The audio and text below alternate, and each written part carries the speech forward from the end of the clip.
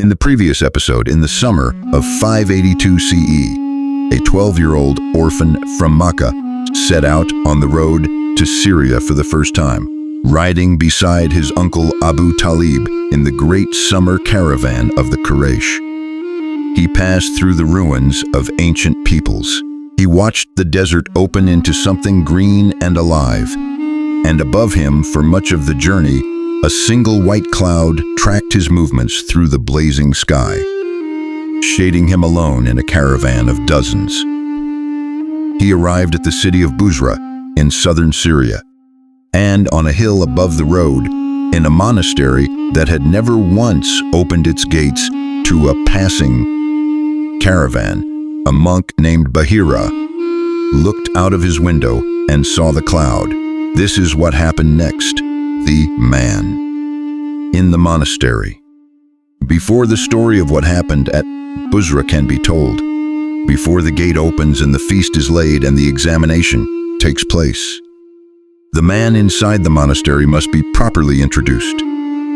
Because what happened between Bahira and the boy was not a chance encounter. It was the meeting of two extraordinary purposes, one that was just beginning and one that was about to be fulfilled. His full name, as recorded in the books of Syria, was Georges in Arabic. But history remembers him as Bahira, a title derived from the Syriac word, meaning the tested and approved by God. Whether this title was given to him by others or is simply what time remembered him by, it is the name that is carried across 14 centuries. The scholars describe him in simple terms: thin, weathered, dressed in the coarse, well-worn cloth of a man who had given up the comfort of ordinary life for the austerity of scholarship and worship. His cell contained the barest provisions, enough to sustain a body, nothing for pleasure. His diet was simple. His hours were the hours of study and prayer and study, day after day, in the solitude of a monastery that he had chosen and then been chosen by. But the poverty of his circumstances was not the poverty of his mind. Inside that stone monastery, in shelves and chests and carefully wrapped bundles, were manuscripts of extraordinary rarity. Ancient texts in Aramaic and Greek, passed down through generations of monks, copied by hand from copies that were themselves copies of manuscripts centuries older still. Texts that were not available anywhere else in the region. Texts containing knowledge from the deepest wells of the Abrahamic tradition. And within those texts, among the prophecies and the historical accounts and the theological arguments, were passages about what was still to come, about the last prophet, the seal of all prophecy, the final messenger whom God would send as a mercy, not to one people or one nation, but to all of creation. These passages described him. They described him with a specificity that was remarkable. His lineage, his people, his character, certain physical signs that would identify him beyond question.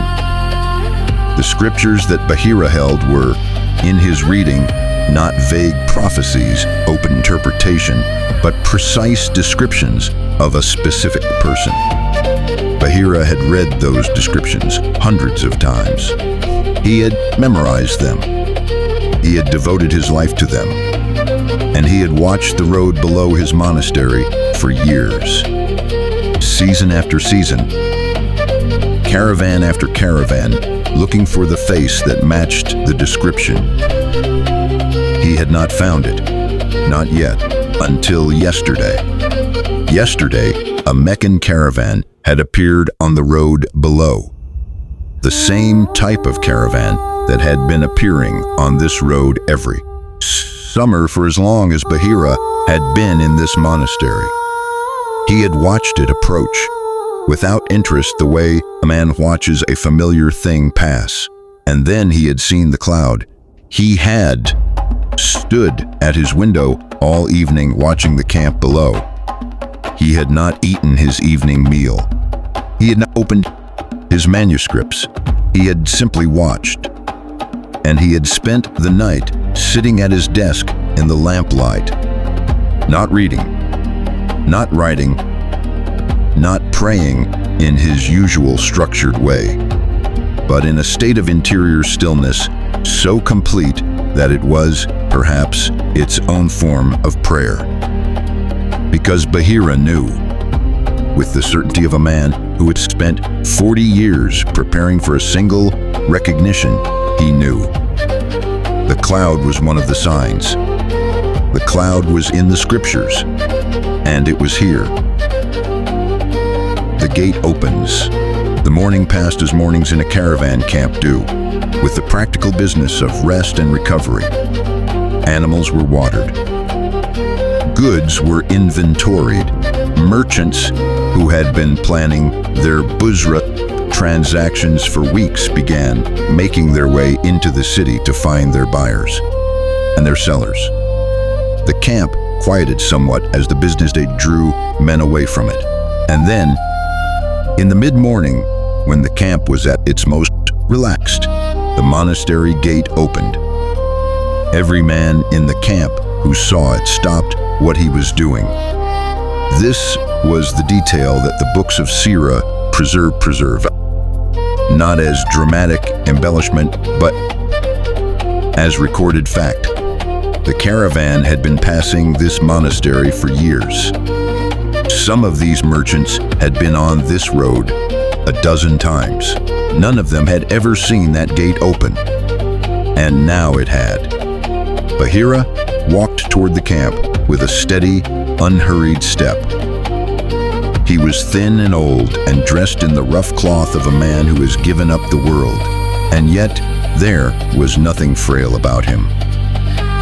He moved with the authority of a person who knows exactly what he is doing and why. He stopped at the edge of the camp, and he invited them to a feast. All of them, every man in the caravan, young and old, free and servant, merchant and guard. He had prepared food. He wished to honor his guests.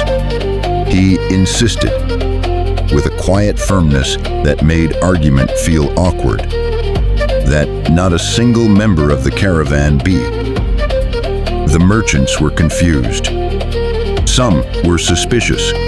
The sudden hospitality of a man known for his reclusion is not automatically reassuring. But the food was real, the invitation was warm, and Arabian hospitality culture did not make refusing a feast an easy thing. They agreed. They began moving toward the monastery. But in the general movement, in the shuffle of men accepting an unexpected invitation, a small and practical decision was made. The boy would stay outside. He was young. He was not a merchant. The feast was for the men of the caravan, businessmen, traders, adults with standing. Someone said he could stay at the camp and watch over the belongings while the others ate. And so, while the caravan filed into the monastery, young Muhammad Allah Selim remained outside. He sat near the old tree at the edge of the camp, the same tree whose branches, the scholars of Syria note, had inclined toward him, leaning in his direction as if moved by something other than wind. He sat in the shade. He was not troubled by the solitude. He was, as always, simply present to wherever he was. Inside, Bahira was not hosting. He was searching. He moved through the courtyard where the merchants were eating, slowly, deliberately, face by face. He looked at each man with the focused attention of a scholar examining evidence. He was running through the descriptions, the lineage, the bearing, the quality that the scriptures attributed to the one who was coming. He completed one pass through the feast. Nothing. He did it again, more slowly, more carefully. Nothing. He stopped. He was certain the cloud had been above this caravan. He was certain of what he had seen. The signs did not lie. The scriptures did not lie. So if the face was not here, then the face was not inside the monastery. He asked, with studied calm, whether everyone from the caravan was present. No, he was told. A boy was left outside to watch the things. Of Syria record that Bahira did not let another moment pass.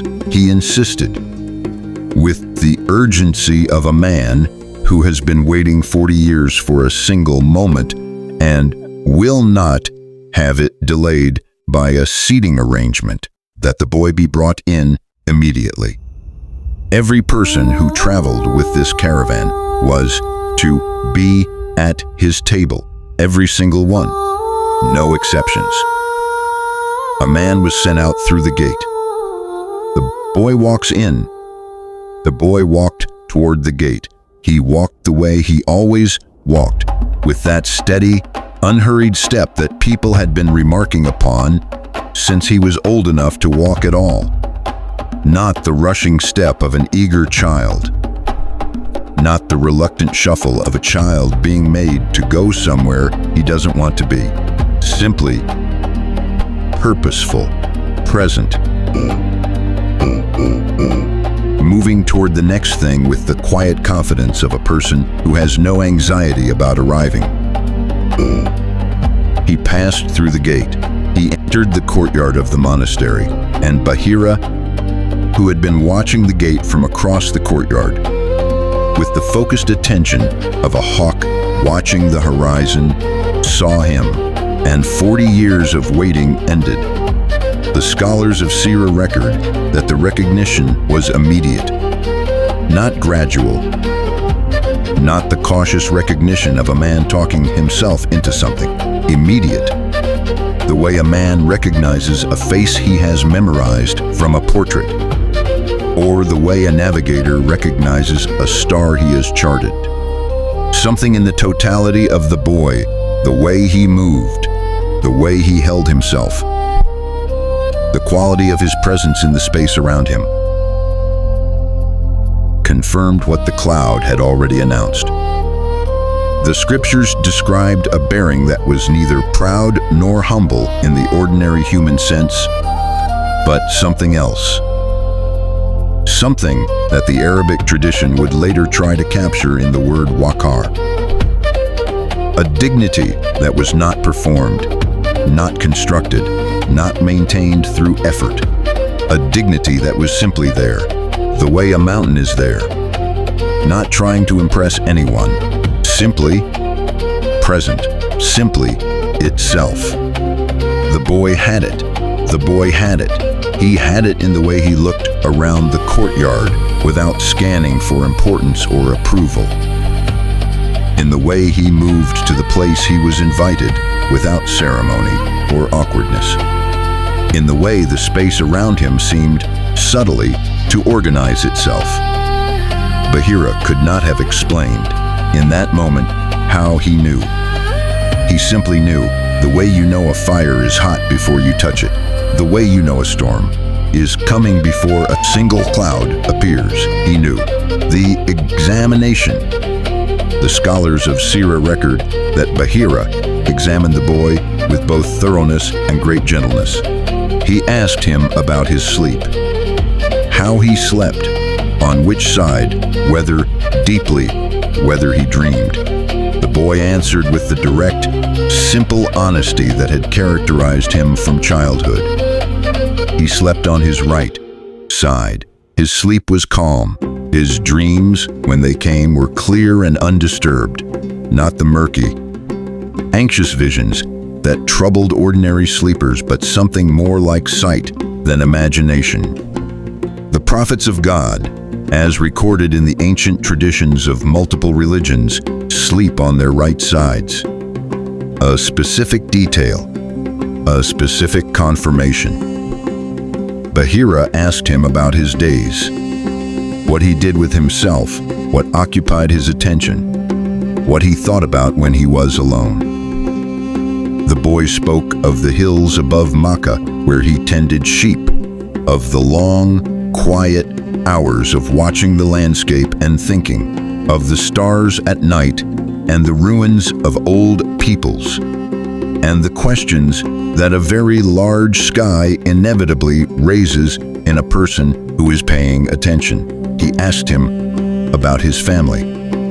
The father he had never met, the mother lost on a desert road, the grandfather who had held him on his own cushion beneath the Kaaba. The boy spoke of all of it, and without the defensive hardness that loss sometimes builds in people. He spoke of them with a kind of clear-eyed, open acceptance, the acceptance of a person who trusts at some level below words that loss is not random, and that the one who ordained it knows what he is doing. And with each answer, with each carefully given, unpretentiously honest response from this 12-year-old child, something in Bahira's chest tightened further, because every answer was the answer. Every response confirmed, every quality demonstrated matched a quality described. Who was coming, patient, honest, reflective, untouched by the vanities of ordinary life, carrying a quality of inner stillness that could not have been taught and could not have been performed. It was there, in every word, in every gesture, in every small, unremarkable detail of a boy eating dates in a monastery courtyard in southern Syria.